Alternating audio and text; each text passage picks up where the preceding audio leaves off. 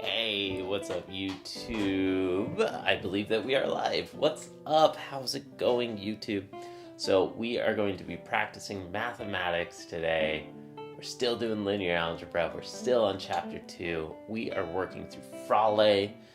This is my favorite book, wherever the heck it went. I should have found it before I got started.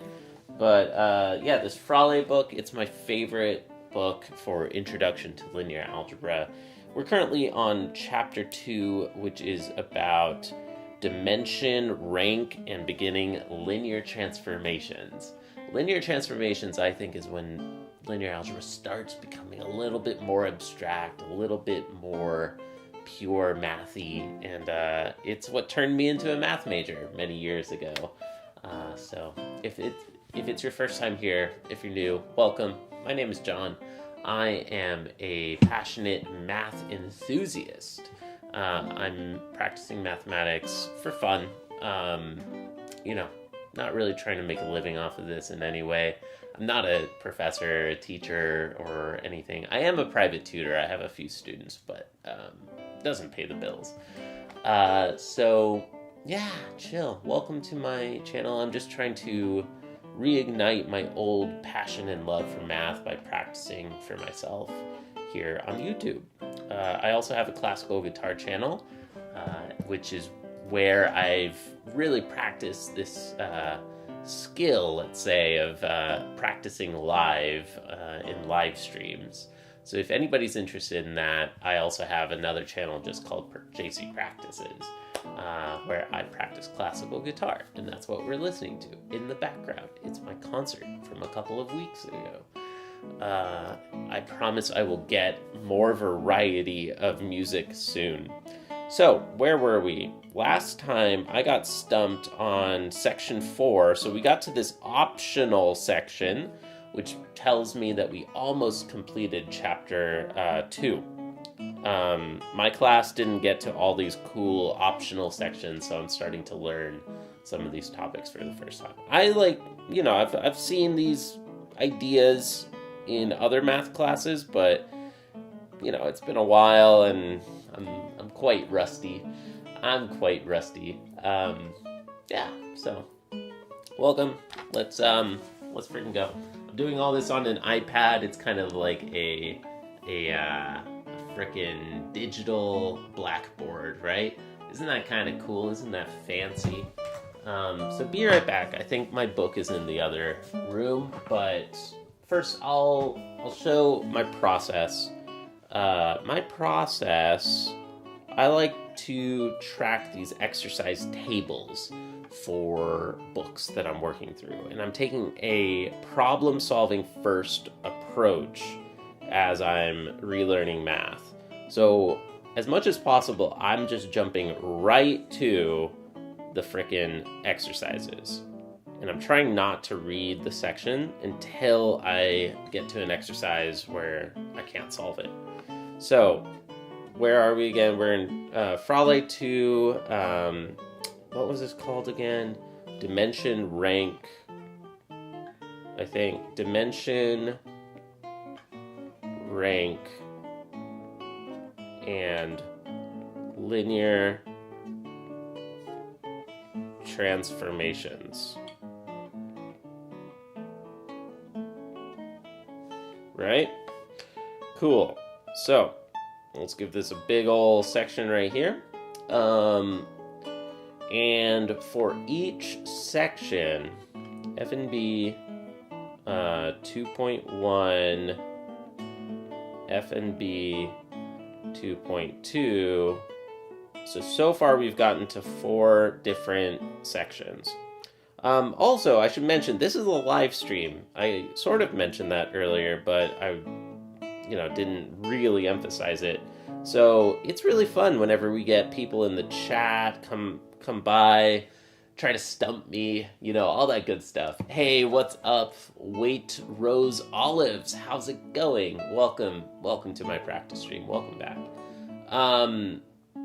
So we are working Frale section or chapter 2 or something. Frale chapter 2.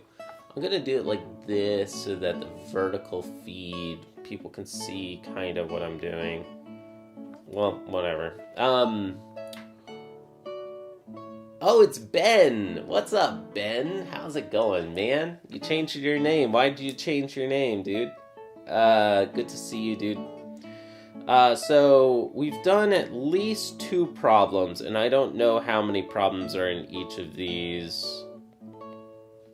I think we've done 2 for most of these. So today we're going to be getting to the 3rd problem. Let's not be lazy. Let's write a few more. 1, 2, 3, 4, 5, ... 3, 4, 5, ... 3, 4, 5, ... 1, 2, 3, 4, 5, ... Okay, and I'm pretty confident I've solved the first problem from these sections, the second problem from those sections as well, and the first problem of section 4, 2.4, right? I could just erase these numbers, but there's something just so satisfying about crossing out numbers to me. I like having like a little slash through these numbers. And yeah, so anyways, today we will be attempting problem 3 from section 1, problem 3 from section 2, problem 3 from section 3, and if we get time, problem 2 from section 4, and possibly, if we can, I don't know if there's a 5th section, but if so, we would try problem 1 from section 5, right?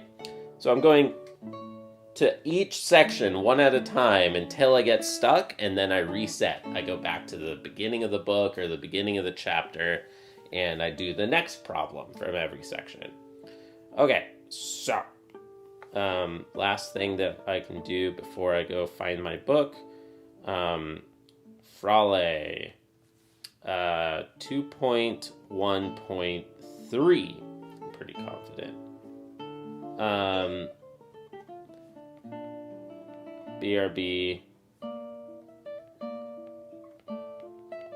getting my book. Alright, be right back. Let me go get that book.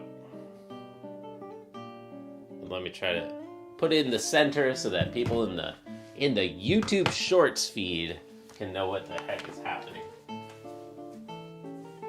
Luna.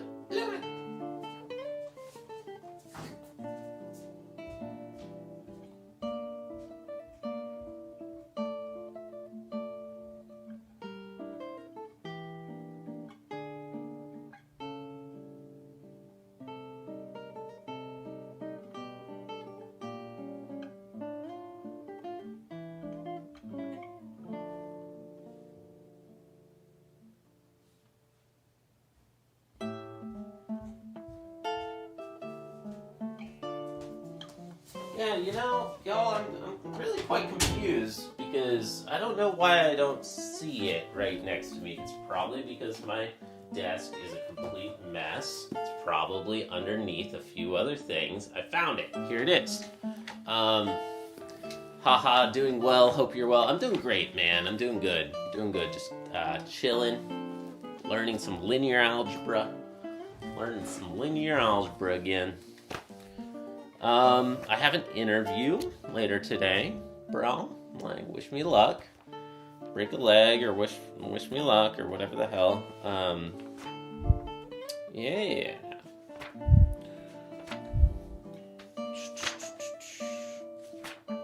All right. So we're looking at independence and dimension.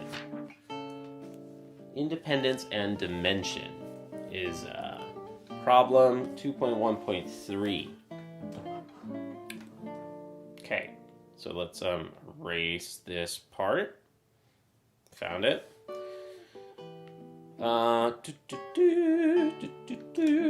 Let's see. Give a geometric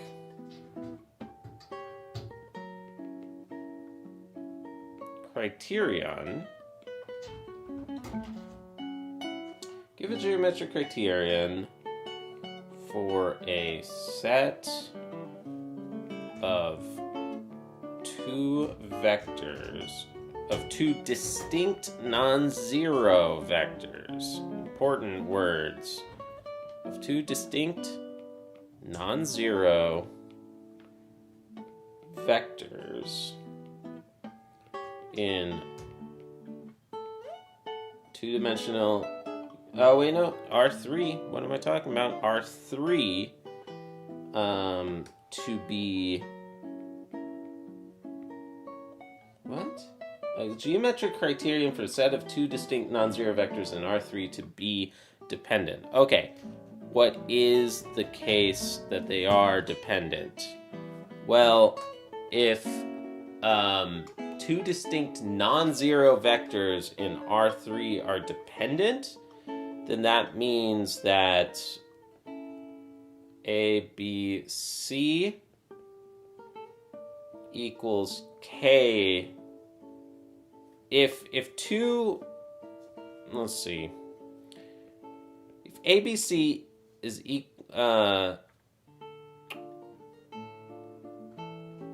let's see, is linearly dependent to D, E, F, then I want to say D, E, F is equal to a scalar multiple, right, of ABC. Then, well, so in R3, if we have some vector that is some frickin', you know,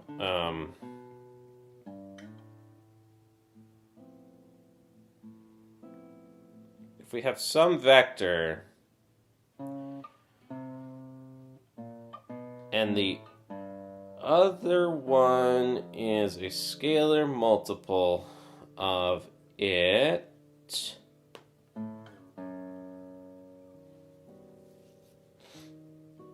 then they live on a line, right? Am I crazy? My first intuition was that it was a plane, that they live on a plane together, but I think that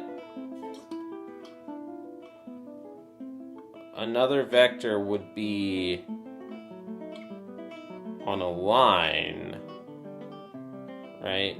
Like maybe this is 1.5 times the first vector is the second vector. Or like this one that goes into the page, into the book. Like maybe this one is -2 times V or something. Yeah, so they both lie on the same line of R3, right? That's if they are dependent. If they were independent, then they span the combination of all linear combinations of V and W would span a plane in three-dimensional space. So, okay, I'm pretty confident that's right. Where's my pen? I like to cross out every exercise whenever I solve them, so let's just freaking mark that in the book. Done. Let's keep moving. So, we got Frale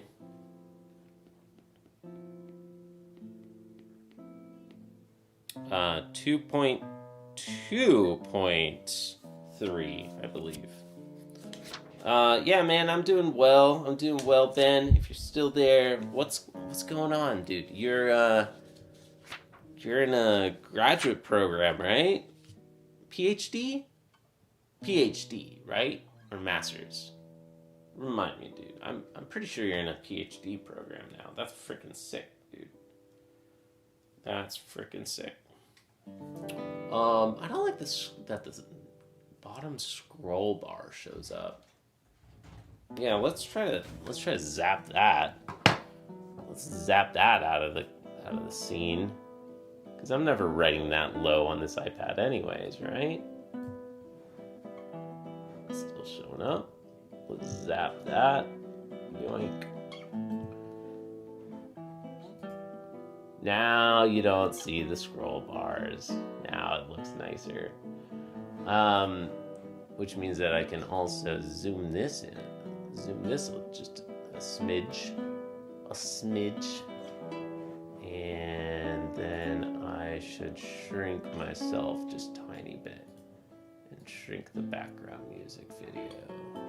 Tiny bit. Okay, sick. Alright. Feedback is a gift, y'all. If you like the look and feel, or if you don't like the look and feel, feedback is a gift. Let's do 2.2.3, which is on the rank of a matrix. That is the goal of this section. 2.2.3, the rank of a matrix. So it says A, find the rank of the matrix. Find the rank of the matrix, a basis for the row space,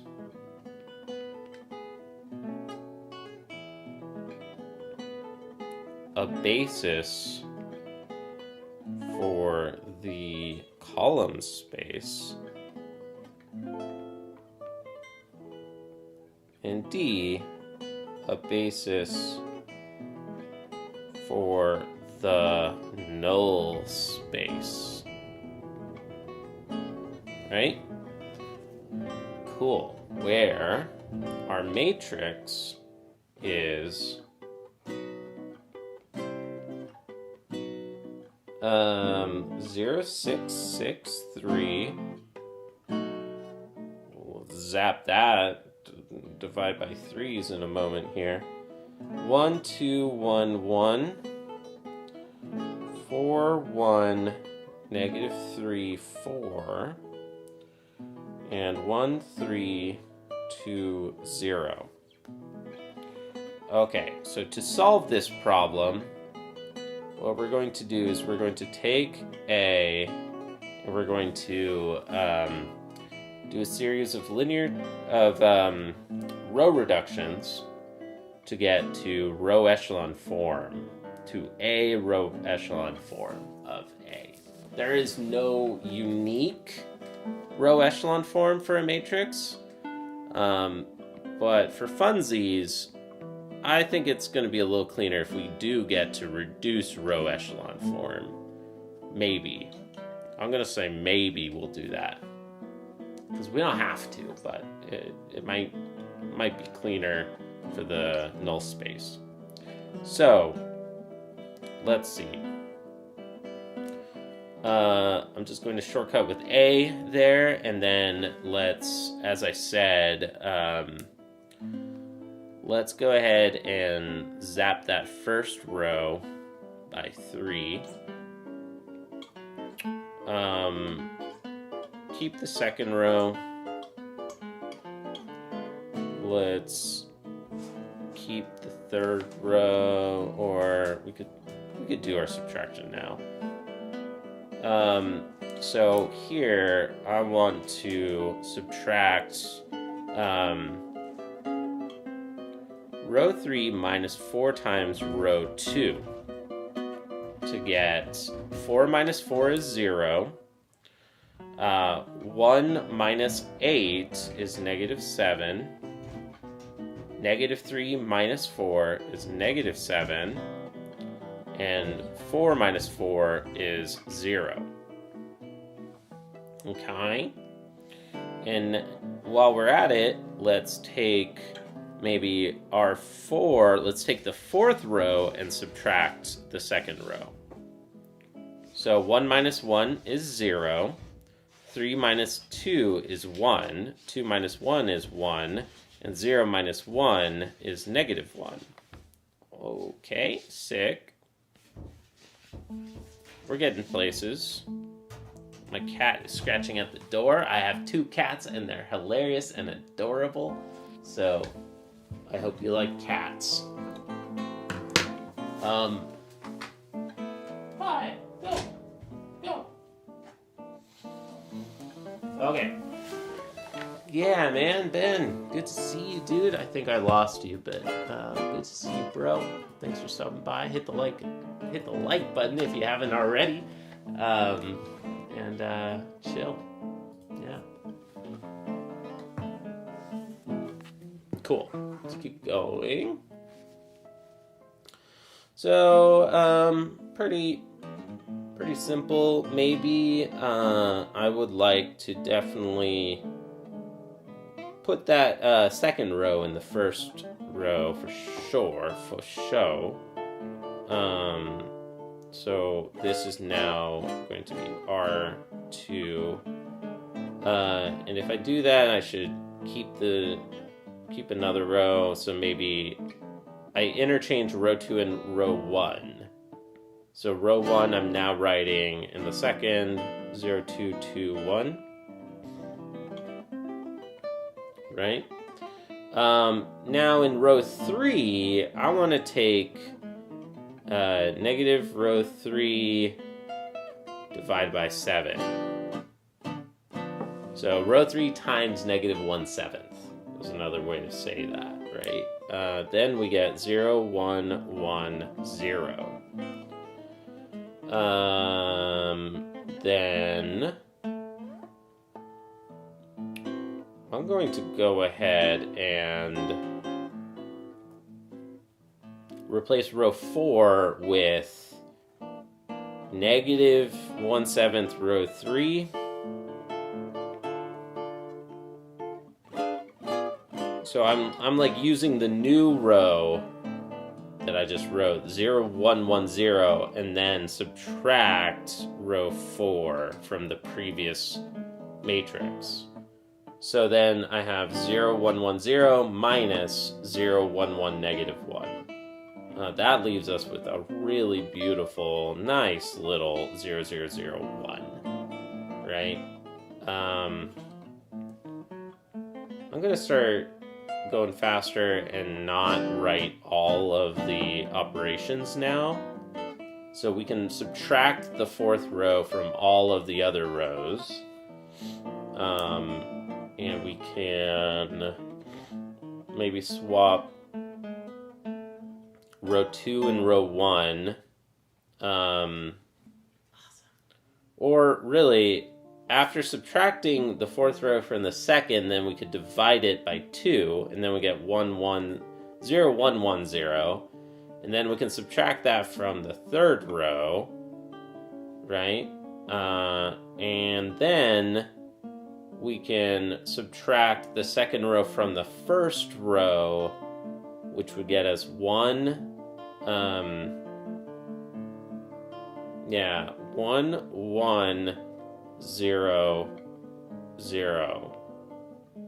I feel pretty good about that. Did I take too many shortcuts here? This would be row 1 minus the new row 2.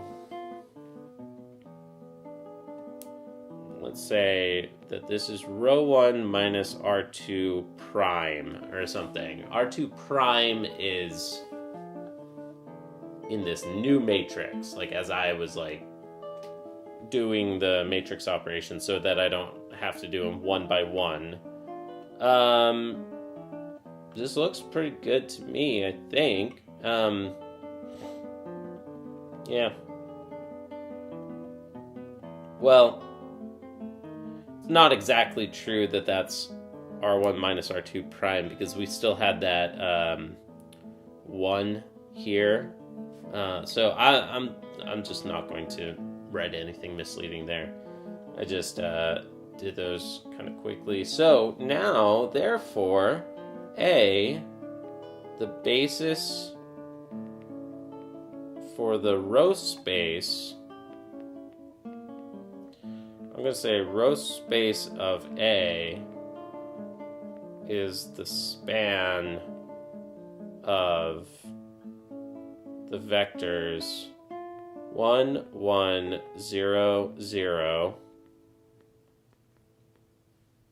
0, 1, 1, 0, and 0, 0, 0, 1. We don't write 0, 0, 0, 0 in the basis because that doesn't contribute any new information. You can always add 0 to a vector and it doesn't change anything. You can always add 0. Yeah, it just doesn't change. Ugh. How do I put that differently? Yeah. Just to be clear, if I want reduced row echelon form, this should be in upper triangular or upper is this still upper triangular? Yeah, this is still upper triangular. Yeah. 0, 1, 1, 0, 0, 0, 0, 1, 0, 0, 0, 0. Cool. All right. Now we get this nice property where the pivots have this kind of like stair-step kind of behavior. We don't have any repeated numbers below this first pivot. They're all zeros. Below the second pivot, everything below it is 0. And then this third pivot, everything below it is 0. So that was a basis for the row space. In part B, the basis for the column space is going to be, if we write them as columns, 1, 0, 0, 0, 1, 1, 0, 0, and 1, 0, 0, 0, 1, 0, 0. Why does this feel wrong? This does feel wrong. This is definitely wrong.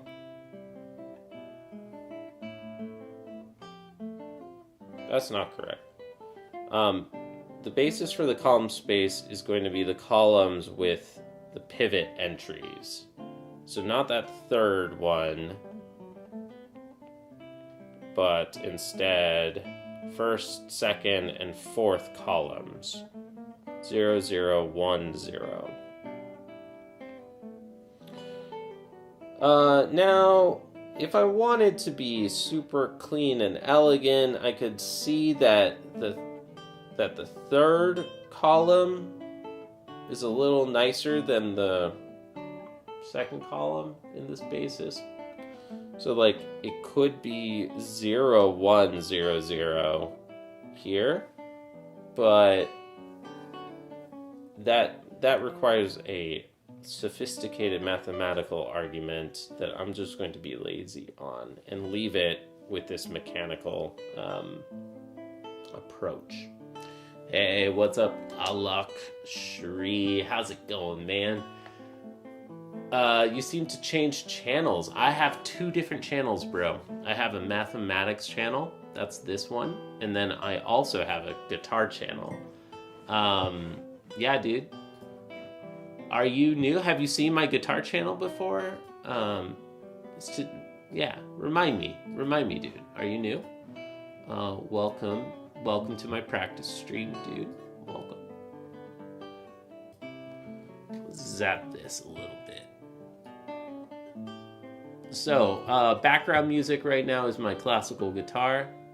Oh, you watched my math lives way before. Got it. Oh, no, you mean like the name of it or something, right? I used to call myself the math hobbyist. I guess when you were just starting. Exactly, dude. Exactly. It's still the same channel, bro. It's just that now I'm trying to like brand it, matching my other channel. All of my channels now are all at JC Practices. But I have at JC Practices for guitar.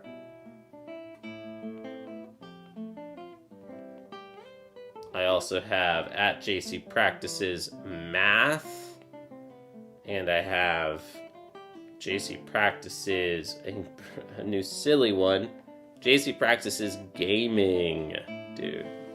So, hey, what's up, Sid? SB Practices, yeah, dude. What's up, man? We're talking linear algebra, of course. We're talking about the rank of a matrix right now. Finding the rank, a basis for the row space, basis for the column space, and then the basis for the null space. So I got these wrong. This one was actually B, and this one was actually C. Question A was the rank of this matrix is the number of pivot entries. So, which is the same as the number of linearly independent vectors.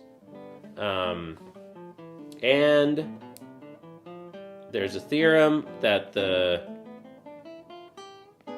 dimension of the row space of A should always equals the dimension of the column space of A. So, last thing we're going to find is the null space of this matrix. So, what is the null space? This one requires just a moment more thought. This is the set of vectors V such that A, set of vectors or set of, V or X, let's say X, such that AX equals 0.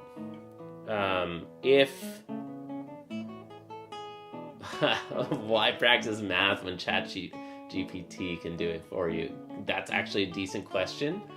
That matches my entire brand. I do, because you can still do it as a hobby, dude. ChatGPT is going to take all of the GDP in this world, man. It's going to take all the jobs, but you can still do things for hobbies and for fun so that your brain doesn't rot from the YouTube Shorts feed, dude.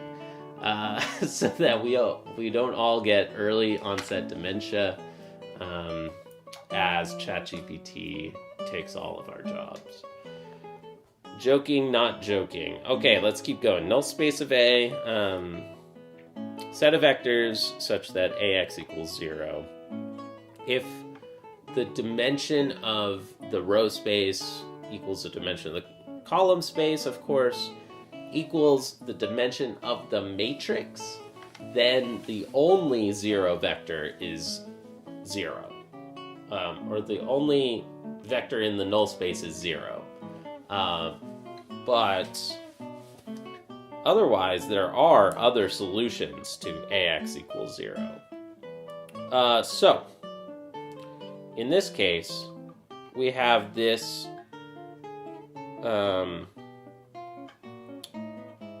set of equations, A plus B. If we are solving AX equals 0, then we're solving this system of equations. 1, 1, 0, 0, 0, 1, 0, 0, or no, 0, 1, 1, 0, 0, 0, 0, 1, and 0, 0, 0, 0. Times a vector A, B, C, D. And we want this to equal 0, 0, 0, 0, right? So, now, how does this behave? This is, if we multiply on the left-hand side, this says that A plus B equals 0, right? The second row dot product with the vector says that B plus C equals 0. And then the last, and then not the last, but the third entry says that C equals 0, right? Or wait, no, sorry. Wow. This one says D is equal to 0, and then the last just says 0 equals 0. So, therefore, we know for sure D is equal to 0, and then the only interesting bit of information is A plus B equals 0, and B plus C is equal to 0, right? So we can take any special value for, say, B. If B is our non-pivot entry, or no, C. Yeah, in the reduced row echelon form of the matrix, C is in a non-pivot entry. So we can take, this is like a free variable. We can choose any value for C. Take C equals 1. Then we have the equations A plus B equals 0, and B plus 1 equals 0. Then, therefore, B equals -1, and A minus 1 equals 0. So A equals 0, or A equals 1, B equals -1.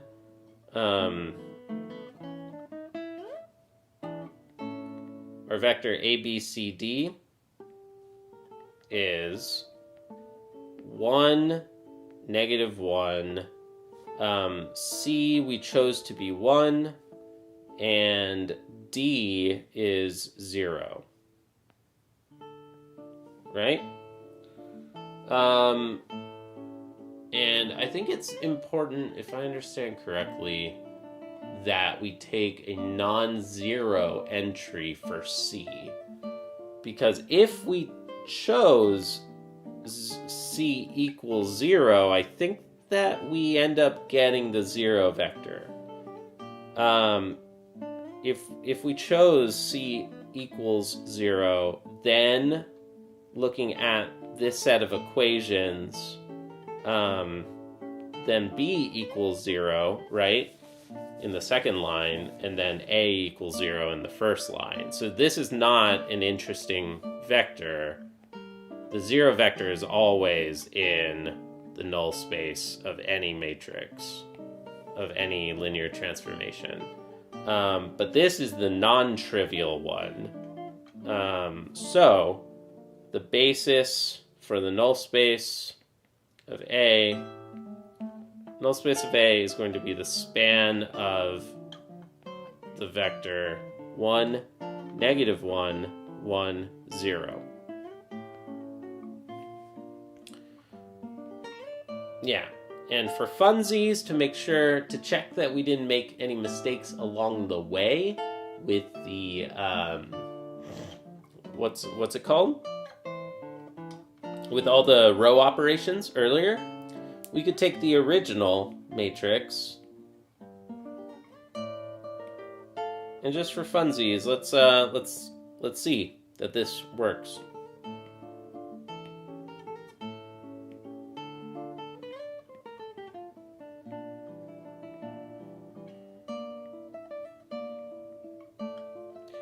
1, negative 1, 1, 0. And we want to see that that is equal to 0.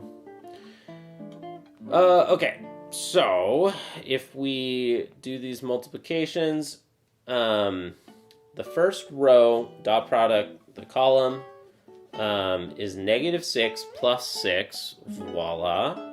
The second row, dot product, is going to be 1 minus 2 plus 1.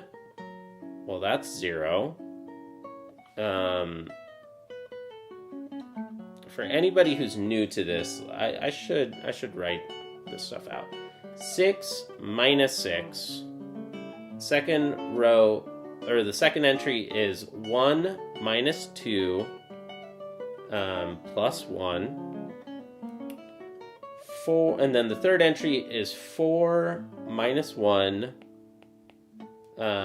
minus 3. And then the last entry is 1 minus 3 plus 2. And hey, if you think long and hard about it, all of those equal 0. And so then, therefore, check. This worked, and this is the this is a basis for the null space.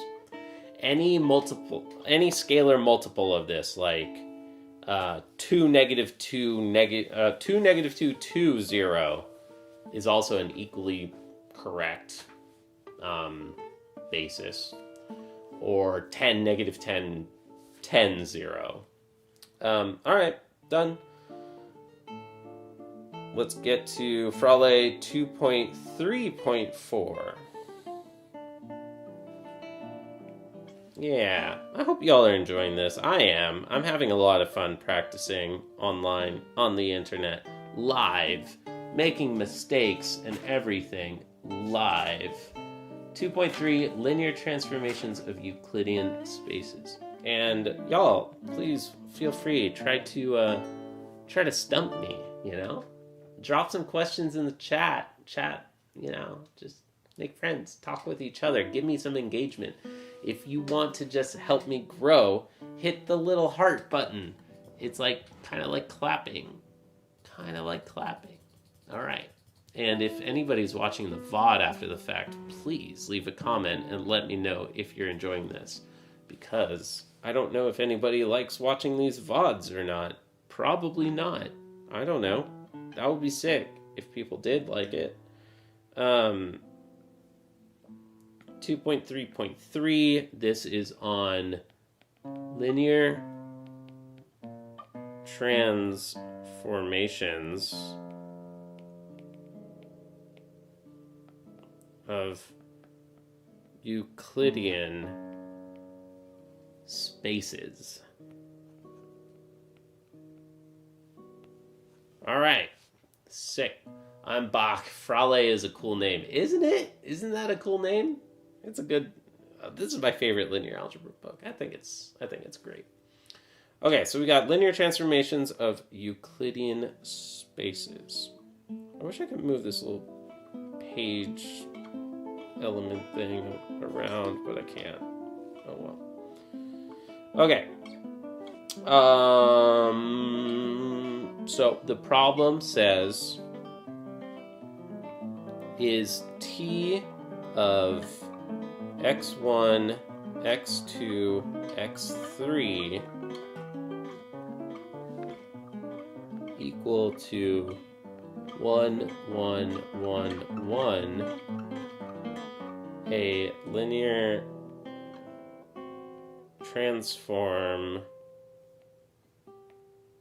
of R2 into R3.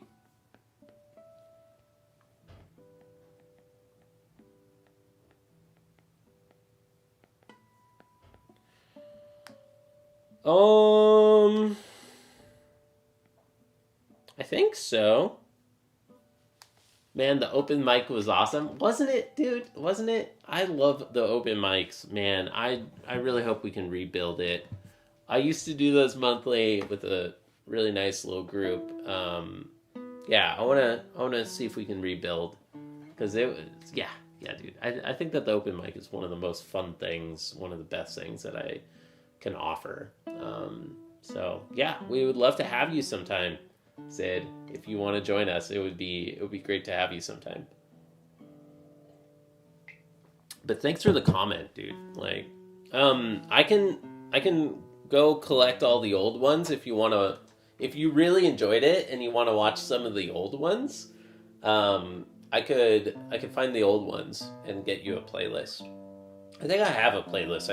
It's unlisted or something. Um, okay, so for this, we need two criteria. We need T of A plus B to equal T of A plus T of B. So linear in addition, and then we need linearity in multiplication. Right? These are the two properties that we need to verify. Yoink. So I'm going to put a little question mark here. T of A plus B is equal to... No, so this is not a linear transform. This is going to be T of a vector that looks like A1 plus B1, A2 plus B2, A3 plus B3, A4 plus B4, and the transform is always just going to map everything to 1, 1, 1, 1, right? But T of A plus T of... Oh, wait, true.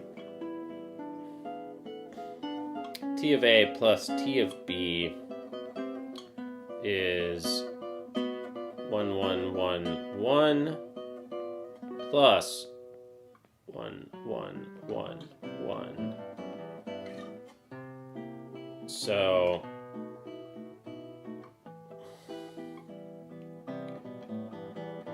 they are not equal, then therefore the first criteria fails, so the answer is no. It is not. All right, I gotta go study. You'll be there on another tab. All right, nice, man. What are you studying, though? What are you studying? And thanks for lurking, giving me that sweet engagement. If you mute me through your tab, not through the YouTube player. That's like a little kind of like old wives' tale. Maybe YouTube is tracking whether people are muting in the player, but they wouldn't be able to know if you're muting in a tab in your operating system, or mute your whole computer audio, not in the player. Does that make sense? Yeah. Anyways, all right. Well, thanks. Appreciate it, dude. Frale 2.4. Let's come back to this tricky section.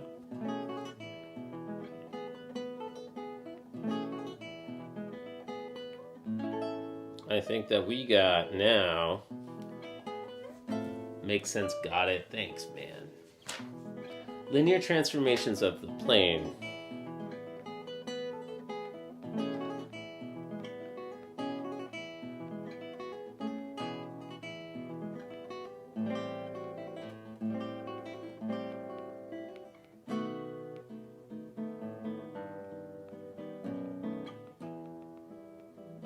And it says that this is optional. Cool. So, 2.4.2. This one I might have to do some reading on. Alright. Give the standard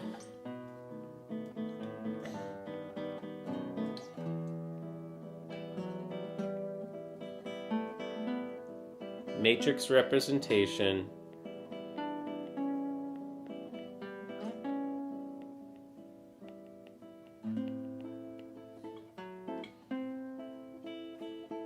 of the rotation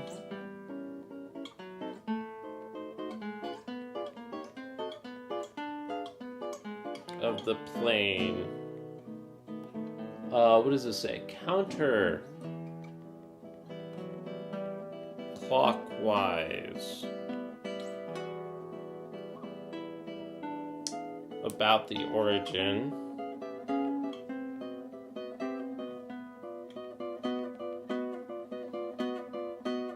through an angle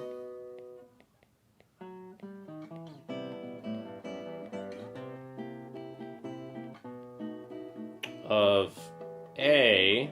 We're going to do this for 30 degrees. B, we're going to do this for 90 degrees. And then C, we're going to do this for 135 degrees. Oh, goodness. Goodness gracious.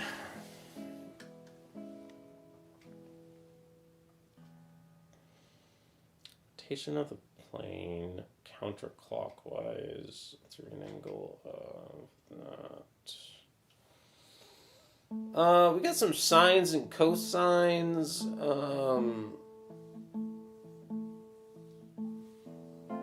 So I believe if we're rotating by an angle theta, counterclockwise means in this direction, right? So if I think of the unit circle and maybe this point is 1, 0, then rotating by that angle, the xy coordinates are going to be, if this is the unit circle, right, where the length of that vector is 1, then cosine of theta is the x value of this triangle, and sine of theta is going to be the y value of this triangle divided by 1. Right? So, let's be consistent here. I like that way of writing it. So, that means that any vector AB is going to somehow be mapped to, if we rotate by theta, we want, oh shoot.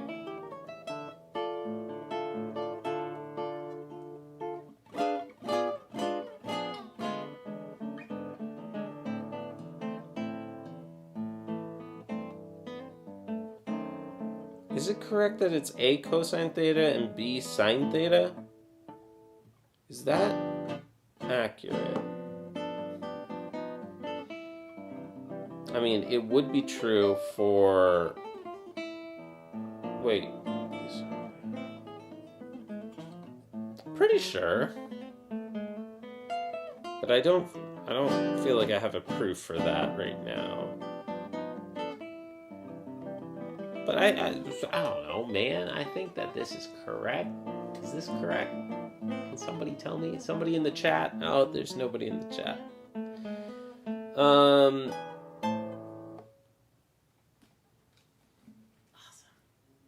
I feel pretty good about this, though.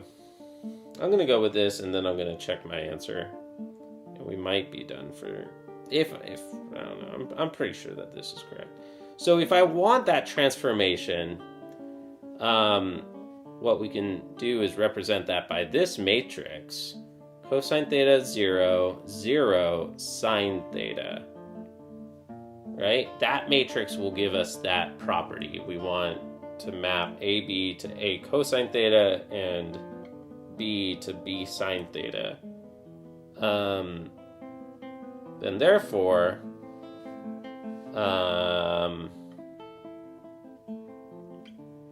what we're doing is we're writing this matrix for 3 different angles.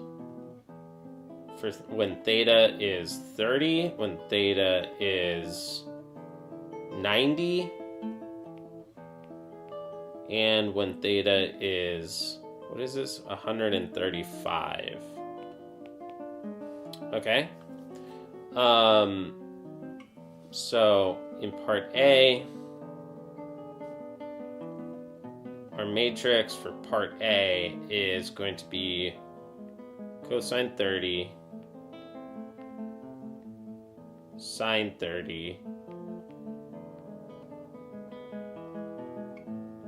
matrix for part B is going to be cosine 90, sine 90,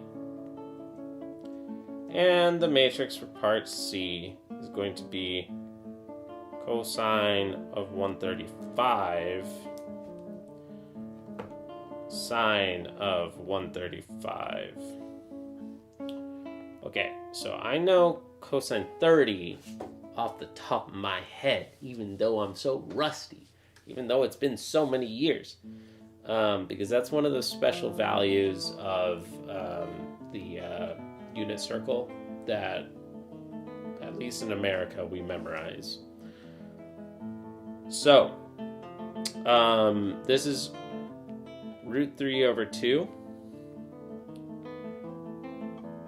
0, 0, 1/2. I think.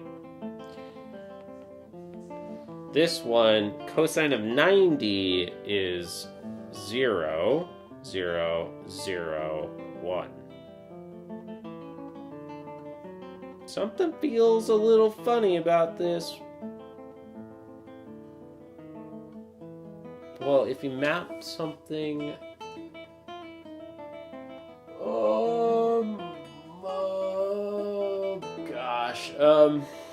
That doesn't seem right. I think I got this wrong. Yeah, this doesn't seem right at all. I got this wrong, I'm pretty sure.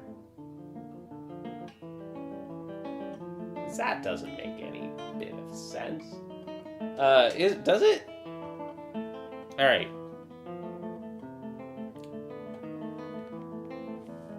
I'm gonna leave this as a ... because I think I got this wrong. If I have the point 1, 1, what would a rotation by 90 degrees, what would I expect to get? Well, 1, 1, this is a 45 degree angle, right? Because the x equals y. I would expect to map this over here. I would expect a 90 degree rotation. And this should be mapping to, I believe, -1, 1. So something seems wrong here. Because what I wrote down was 0, 0, 0, 1 times 1, 1. This would give us 0 in the first entry and 1 in the second entry. So, yeah, I noticed that this would be rotating by 90 degrees in this case, but this is going to be a projection to the y-axis. This is really a projection pi 2. That's not correct. This isn't correct. So I missed this question. I feel good that I missed it. Let me take a look at the book.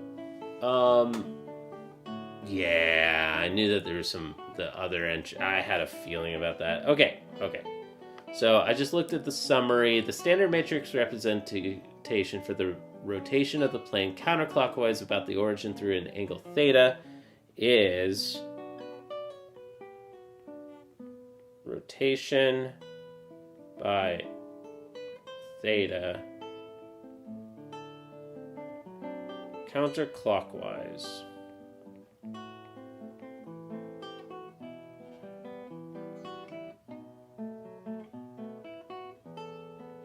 Yeah, cosine theta, negative sine theta. I may have been able to derive this for myself. I might have been able to if I had really paused and thought about it, and I'm not on the internet. And I just drank a cup of coffee and stared at it for a while and tried to give myself little examples just like this one. Like, for example, yeah, we would want something. I would probably get myself a few examples.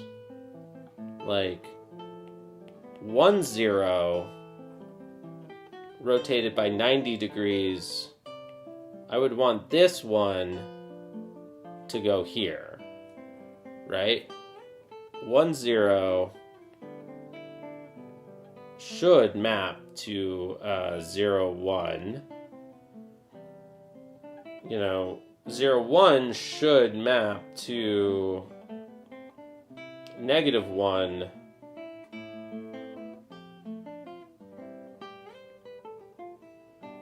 Negative 1, 0. Like, I'd give a few examples and then try to, like, reverse engineer the sines and cosines to work out.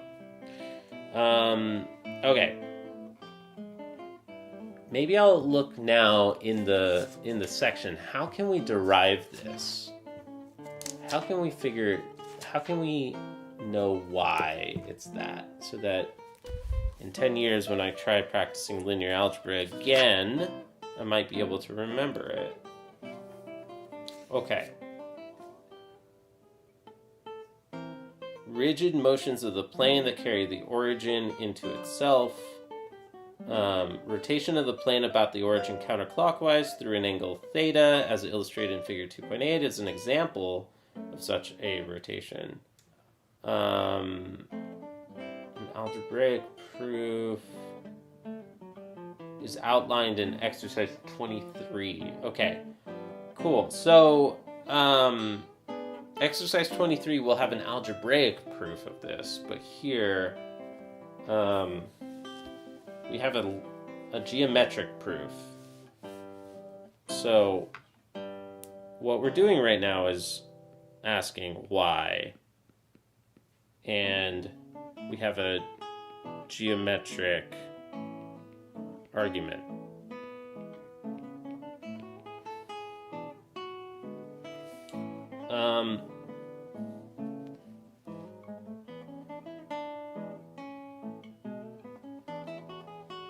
We want first to show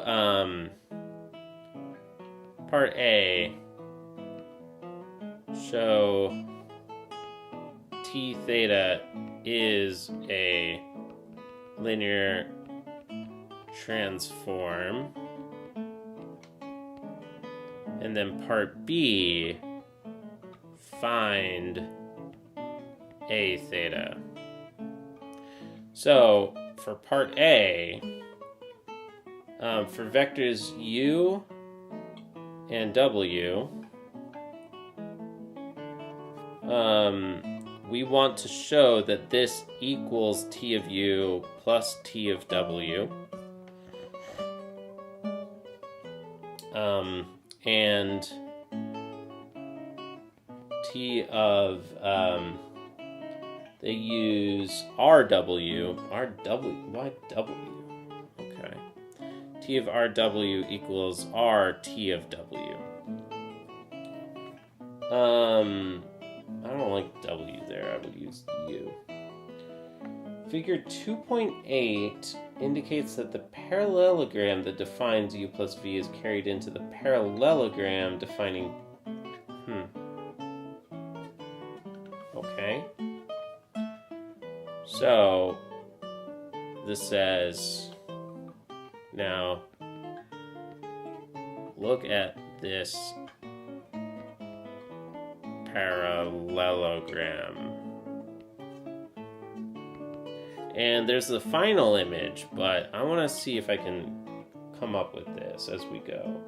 So he has a vector u right here, and we have another vector example here, v, and then we are finding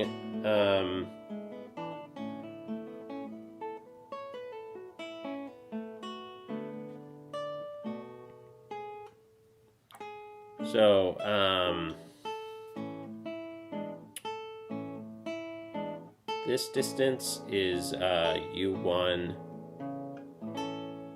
and this distance is v1, right? So then u1 plus v1 is going to be something like this. If we add those x coordinates together, yeah, we're going to get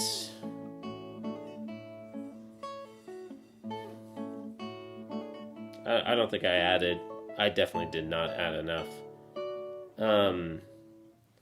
How do I see that creates a parallelogram geometrically? I'm not great at geometric arguments. Never have been. Okay, well, if we're going to add this other vector, I think what we can do is add another copy, like a parallel copy of u from v. This is like a virtual u or something, and we add like kind of like a virtual v from u, and then yeah, that is a parallelogram, and this generates this other vector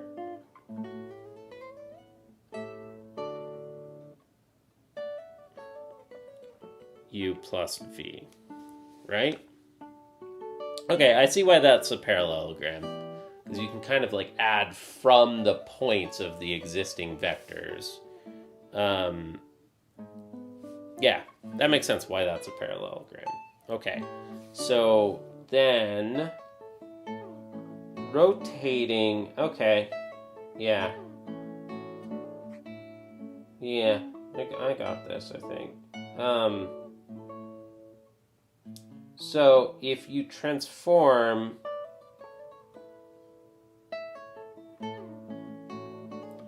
if we rotated v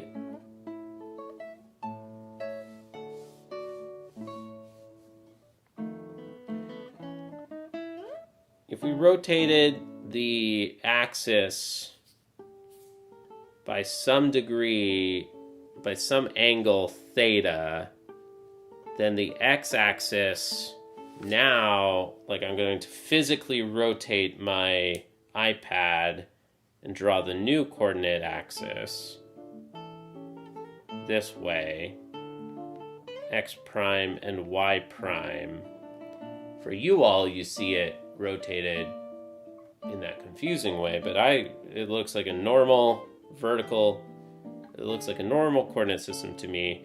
And then we would draw the exact same vectors, but this time now they're rotated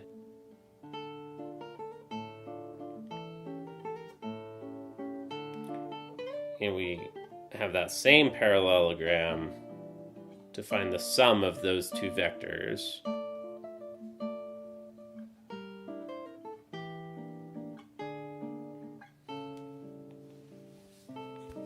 So the one parallelogram maps to the other one.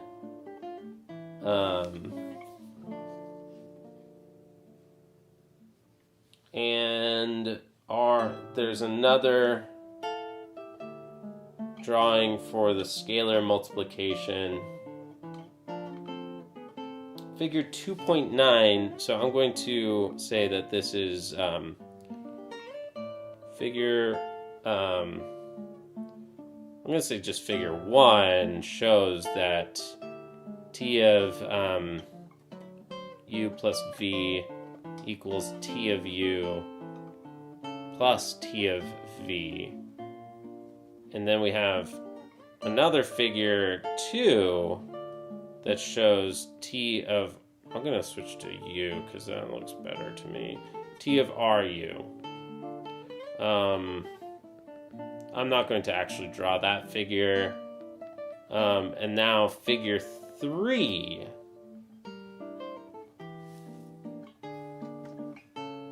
shows that t of e1 equal, yeah, so if we can find the transformation of the basis vectors, which is what I was thinking over here, I would have, my next guess was like, I wanted to figure out, okay, using these two simple vectors, these two are like the simplest ones to work with, where did they map to by 90 degrees? And then that could help me derive the correct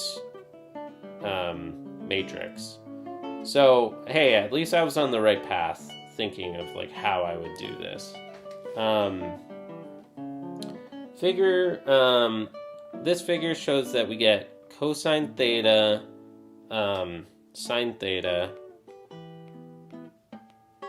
and this gives us negative sine theta, cosine theta. Let's see. How do we do that? So, the point 1, 0 rotated by some random angle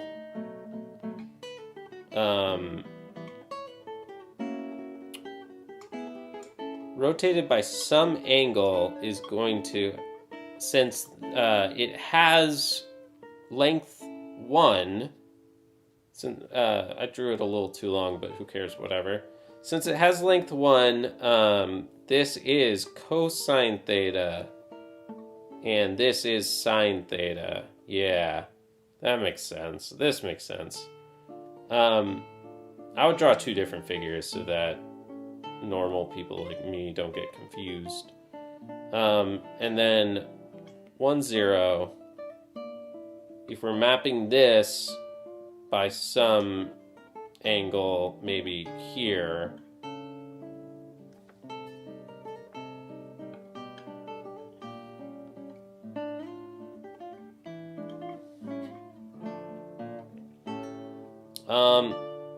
you have to think about it for a bit.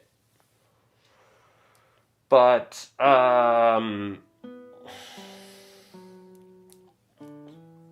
well, how do I find that?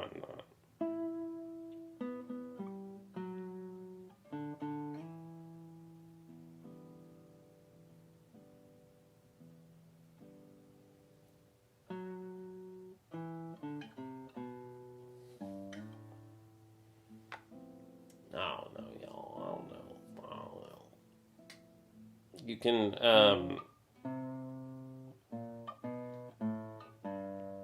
yeah, this is going to be negative. So I'm going to rotate my iPad and think of it as the vector. Oh, wait, sorry. This vector should have been written as 0, 1.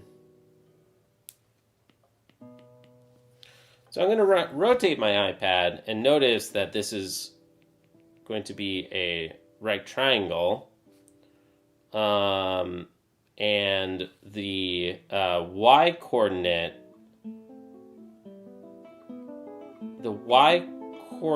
is still positive, and it is sine theta, but the x coordinate is the negative value of cosine theta. Yeah. Negative cosine theta and sine theta. Is that correct? Negative cosine sine? Is that... Or do I need to flip those? Negative sine cosine. Yeah, I don't know. Alright, looking at his vector thing,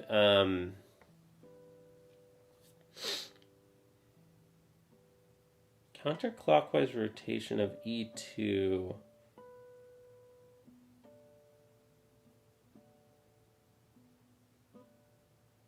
I'm just going to draw his diagram, because I got this wrong. I wasn't able to figure out the diagram for this one.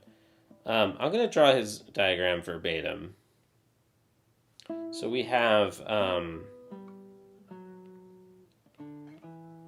E2 here, and then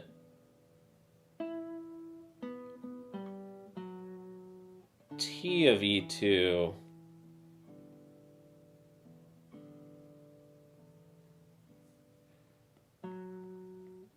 is here. Why is the angle theta rotating this way?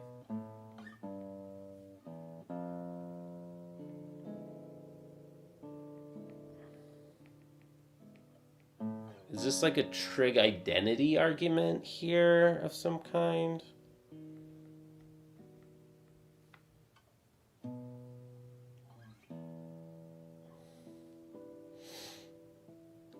I feel like, oh gosh,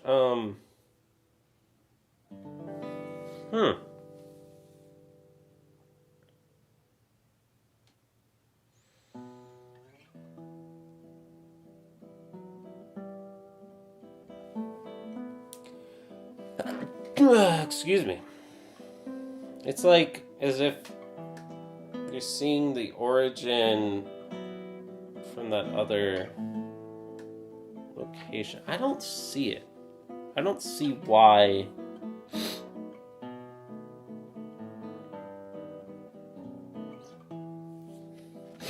Yeah, okay. Yes. Okay, so the angle theta...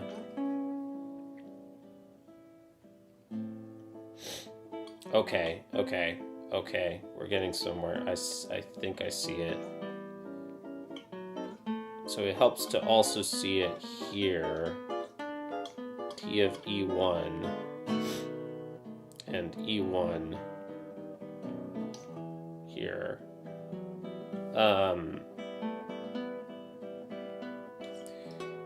And if this is the angle theta here, apparently that angle theta should match this angle theta. And then you see the right triangles in the two different places. Like, that does form a right triangle. Both of those are right triangles. And if you can argue that these are the same angle theta, that these are the same angles, then you're done. How do we know that those are the same angles? Let's make up another letter for, maybe, I don't know, phi or something for this other angle. Then theta plus phi should equal 90, right?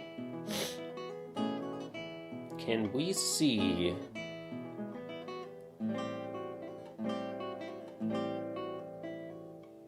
that?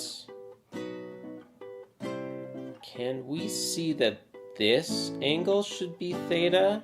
And then this angle is phi as well? And then we have an argument that this angle theta matches the other angle theta? I think that the argument goes something like that, but I don't like, I want to argue if it is true that this should be a right angle here. And if true... Oh, wait. If that were true...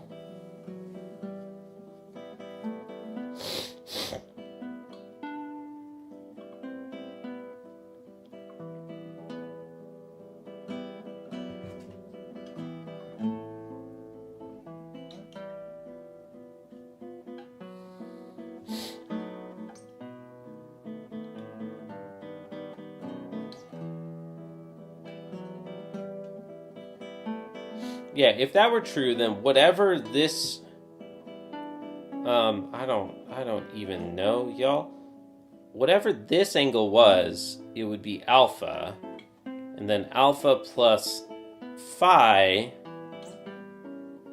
should equal 90,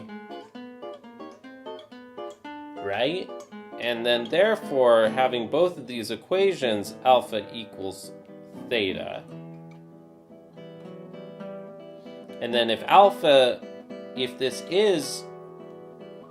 this angle is theta,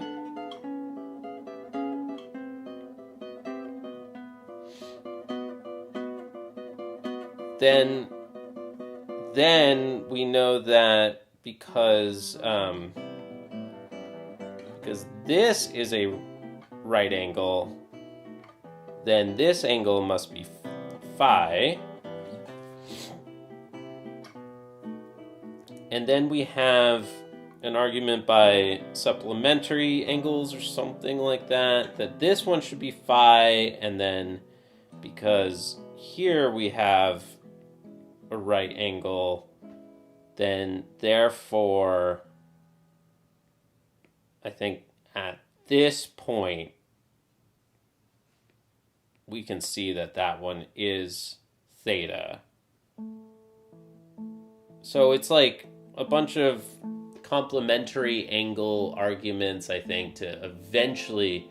Man's got every color in the book. I know, dude. I'm just like, let's try to like see some arguments with the colors. I don't know if it's helpful or not pedagogically. I don't know if that's a good idea. I'm trying to figure out geometrically. I'm trying to figure out this geometric argument, if you haven't figured it out, if you haven't deduced this, that the matrix representation of an angle, of a rotation by an angle theta is cosine theta, negative sine theta, sine theta, and cosine theta. Because I did not remember it. I did not figure it out. And then now I tried my best. Now the problem is actually asking us to find the matrix representation of a rotation by 30 degrees, matrix for 90 degrees, and a matrix for 135 degrees. Okay, so now we just plug in numbers. 30 is a special angle, root 3 over 2, negative 1/2, 1/2, and root 3 over 2. This feels like one of these facts that just comes up again and again randomly, and every time I learn it temporarily and I like look it up in a reference or something, and then I just promptly forget it. Like, I've never been able to just memorize that one. Yeah, apparently there's an algebraic argument. I'm not very good at geometric arguments, but I think I just sketched it in my head. My problem with geometric arguments is that authors are always like, look at this diagram, look at this figure, and I'm like, I'm not going to do that. I don't feel like it. That looks annoying. But today I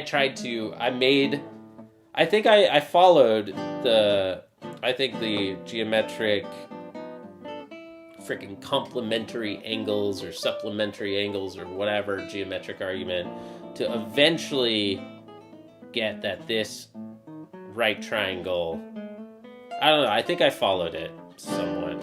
I mean, I can see T of E1 fairly easily, like mapping the first basis vector, but mapping the second basis vector was tripping me up.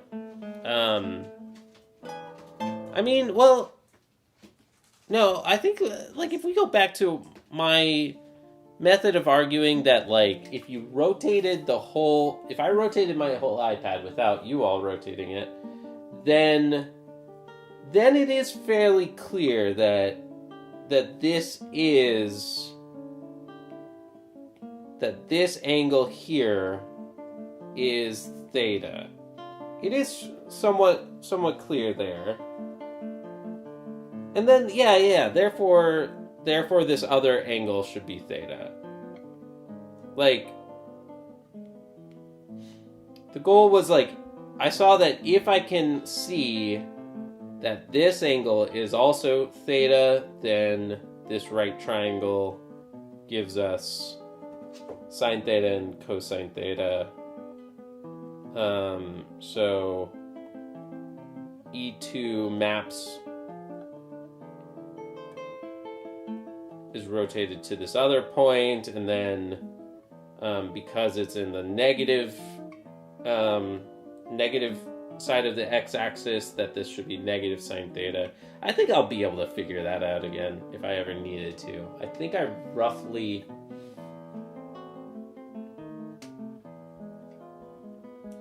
You can reduce it to showing TE1 and TE2 are theta angles to each other. I don't know what you mean by theta angles to each other, but I'm just about ready to move on.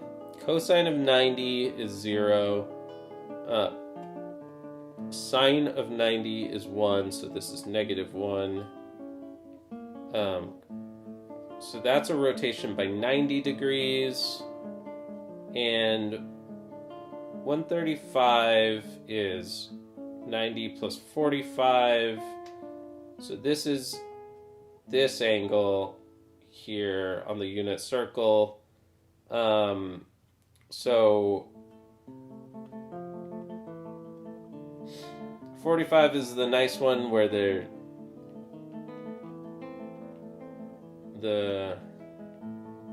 x and y are the same, root 2 over 2. So,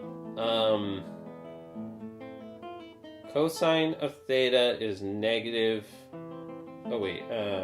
positive cosine of theta,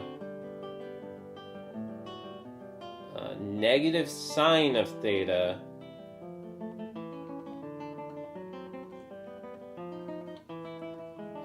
sine of theta,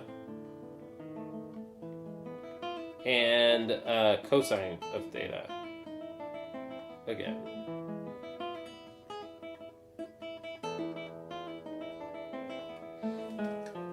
Cool. We're freaking done. I think I'm gonna call it here. So let me see. Let me try to follow what you're saying here. Like, if you prove that the angle between T1 and E1 is theta, yeah, so that's what I see that geometrically, that this, you're saying if you prove that the angle between T of E1 is super easy to me, because that is almost by definition, like, E1 is, in this case, we're using the standard basis vector. E1 is 1, 0. But that one to me was super easy. Like, you can see that one directly. But then, seeing geometrically why E2 maps to, like, why this, the game was to figure out why the red theta is truly theta, and I could see it, like, rotating E2 by theta is, it has to be this yellow one, and then yellow theta, well, yellow theta here plus phi should be 90. So then drawing the square, phi, whatever that angle is and that angle, I don't know. You have like a geometric, supplementary angles or something kind of argument here, right? Like,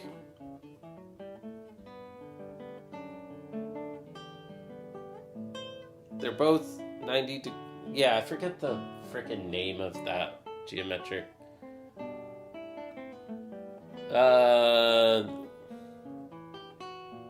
We'll see. Do the same.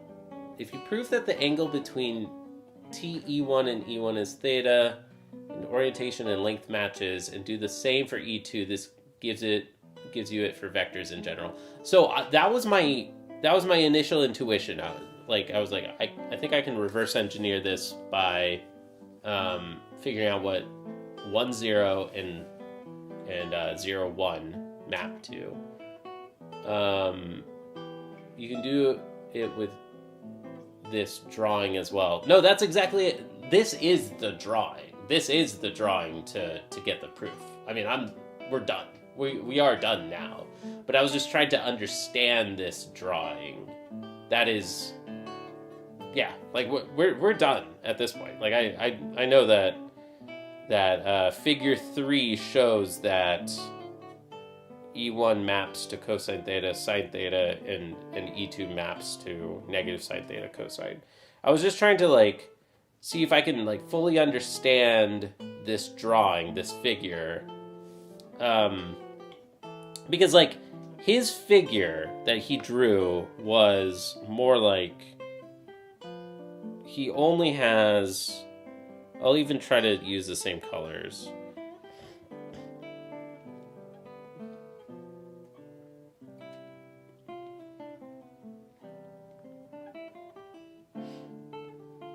He has this. And again, seeing this portion of the diagram was not hard for me. I see that pretty straightforwardly. But I was not immediately seeing the other one. Trying to use the same colors to simplify here, not just like a vomit of too many random other colors.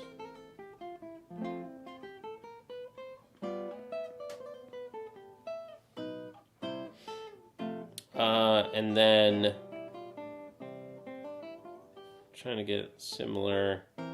Well, okay. If I'm matching his style, like his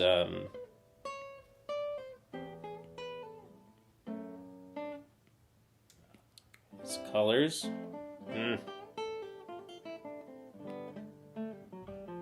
Nope. There's one pixel that I can hit to just remove this blue line. Ah, shit.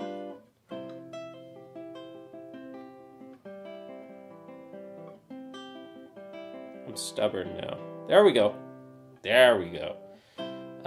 He has a bold color for E1 and E2. So I'm going to use a separate. This part is bold black. So I will use something different for the bold colors.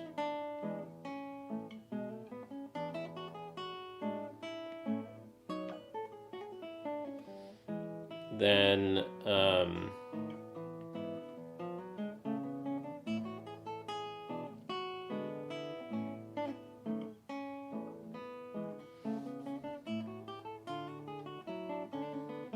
I guess. Well, yeah.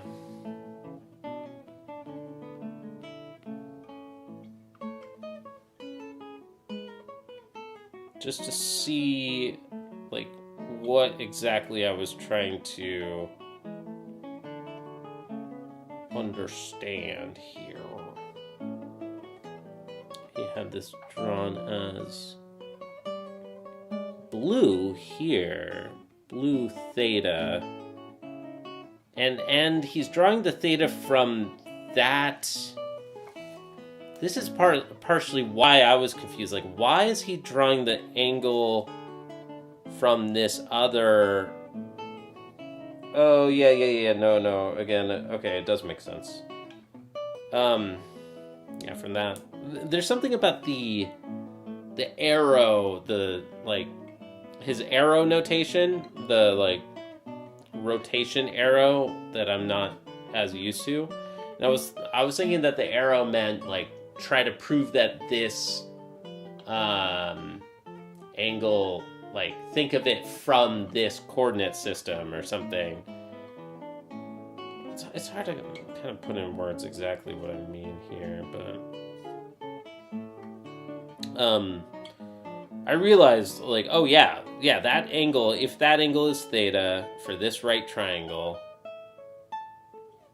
then yes, it is clear to me that this is sine theta and this is cosine theta. Do I have everything? I think I have everything in the diagram. So this is what's in the book, and he just says this figure proves that he says like this figure proves that T of E1 equals cosine theta sine theta. Again, that one is clear to me. But then that cosine of, or like T of E2 equals negative sine theta cosine theta. This one took me a little bit to understand the second right triangle. Yeah. All right, so we're done for today. Thank you. And then, yes, there's an exercise to prove it algebraically, so I'm not going to read your answer there. I look forward to trying to prove it algebraically. I feel that I'll be able to memorize and recover the algebraic proof better, because I'm just not the greatest at geometric proofs. And I do know the argument about like you can find an angle between two vectors using dot product. I think that's like the key hint right there. Yeah, I interviewed my number theory grad student friend in Peak yesterday. What is Peak? What? In Peak? Is that an app for interviewing or an app for nerds? Like an app for math nerds or something? What is that? That sounds cool. It was pretty fun. Oh, it's a video game. You interviewed your number theory grad student friend in a video game? Why didn't you interview them on YouTube, dude? Why didn't you just use YouTube? That sounds pretty cool. Or like, were you like playing a game while like on a voice chat or something? Like those like brain rot like Call of Duty videos or something where like somebody's just talking while playing a game, and it's just like long essay videos that keep your attention by like playing Call of Duty or something. What is Peak? Peak is Peak the freaking, isn't Peak like Elevate brain training? Interview ends when we both die. Okay, it is not the brain training app, but there is a brain training app called Peak. It was a competitor to Elevate, which I worked on. Oh, it's about mountain climbing. Okay. Yeah, I know Peak is a mobile app that's like a Lumosity and Elevate competitor. Yeah. Okay. That sounds pretty fun. That sounds really fun. I'd love to see the video. You should absolutely post it, dude. Cheers, Leroy. Good to see you, man. Let's switch over to the math stream, y'all. I'm gonna switch over there. If you're one of the math regulars, I'll see you there, and if not, it's been a joy to practice and hang out with you all. Thank you for watching. Oh, wait. Oh, no. I know what I'll do. This is probably going to give me some algorithm karma or something. Let's raid myself. Let's raid ourselves. Studio.youtube.com. I have to. It's so annoying though. If you want to raid another stream on YouTube, you need to schedule the stream first. There needs to be a scheduled one before you can set up a redirect. I like to call them after parties. So after party at JC Practices. Thanks for watching, and whenever you all can sense that I'm wrapping up, y'all feel free at any point to tell me if one of your favorite streamers are live, and instead of rating myself and after partying at my own channel, I'd be happy to after party somebody else practicing classical guitar. Let's just go back with the simple name. And now I wonder if I can use this dashboard link, which I'll prefer. Gotta get to work yourself, but have fun. Hell yeah. You can raid, but nobody does it because it's so clunky, dude. It's so clunky. This is the biggest reason that I'm bullish on YouTube. Bro, like, they know how broken it is. Like, everybody knows how broken this stupid feature is, dude. Like, everybody knows it. Someday they'll fix it. What is this topic? Looks like polar coordinates or something. Hey, what's up? No, it's not polar coordinates exactly, but good idea. Yeah, it is about rotation. We were talking about the matrix representation of a rotation by a vector. Why can't I? I think you need to have I think you need to have 100 or like be monetized or something to set up a redirect. That's also super broken, because I don't see the redirect option. So we're gonna switch over to my guitar practice stream now. Yeah, I don't see it. I don't know why I can't do it. That's so annoying. Yeah, that feature's so broken. All right, switching over to guitar practice. YouTube.com/@JCPractices, not JC Practices Math. Thank you for hanging out with me, everybody. It's been a pleasure. I'm gonna go practice the guitar now. So thanks for watching. Like and subscribe, especially if you're freaking watching the VOD. Leave a comment in the comment section. It helps me keep going with this super ultra crazy niche topic of like practicing mathematics, practicing linear algebra on the internet live. Does anybody like that? That's like super niche, I think. Thanks for watching. I gotta go. Bye. We're gonna practice guitar. Bye.